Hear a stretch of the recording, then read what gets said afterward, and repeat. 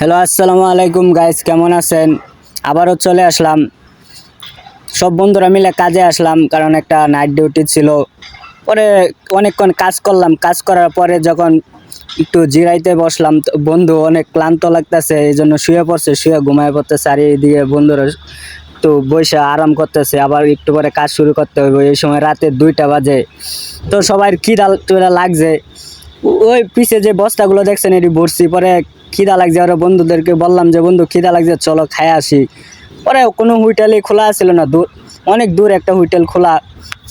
পরে সবাই চলে যাইতেছি, আর পিছে যে মানুষগুলো শুয়ে আছে এটি মনে করেন বাড়ি ঘর নাই, তারা গরিব মানুষ, তো রাস্তাঘাটে শুয়ে ভিক্ষা করে, অনেক রাত হয়ে গেছে, শুয়ে পড়ছে। ওই পাশে গাড়ি ঘোড়া চলে, মনে করেন অনেক রাত হয়ে গেছে। এই সময় রাতে 2টা বাজে, বুঝছেন? ওই সময় আমরা খাইতে চলে আসলাম, হোটেলে যাইতেছি। তো মনে করেন রাত্রে কাজ করা ছাড়া তো আমাদের উপায় নাই, কারণ আমরা মধ্যবিত্ত ঘরের পোলাপান।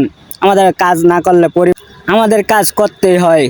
কি করব, যে বয়সে পড়ালেখা করার কথা, খেলাধুলা করার কথা, এই বয়সে কাজ করি, কিছু করার নাই, বুঝছেন? পরিবারে হাল ধরলে এই অবস্থায় হয়। এই যে চলে যাইতেছি, বন্ধু বান্ধব মিলে একটু মজা করতেছি। এই যে হোটেলে চলে আসলাম, আইসা বসলাম, মামারে অর্ডার দিলাম। মামা বলতেছে একটু দেরি হবে, এই জন্য আর বেশি না করে বৈশা সব বন্ধুরা মিলে কথাবার্তা বলতেছি। তো একটু দেরি হবে, এই জন্য বৈশা আছি, খাওয়া দাওয়া বন্ধুরা মিলে গল্প করতেছি, হাত টাত ধুইতেছে কেউ।